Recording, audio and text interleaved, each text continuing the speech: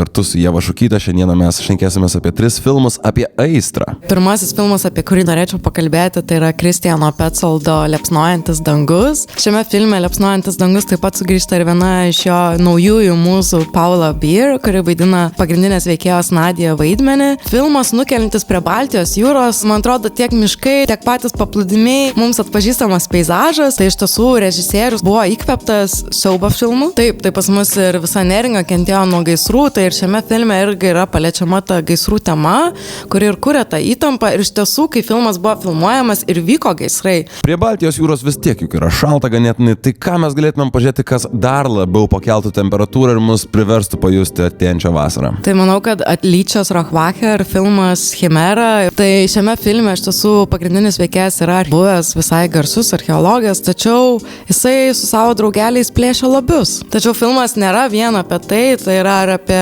jo mylimąją, kurios jis neteko, kuri vis atsiranda vaizdiniuose ir taip pat apie naują meilę, kuri užgimsta šiame filme.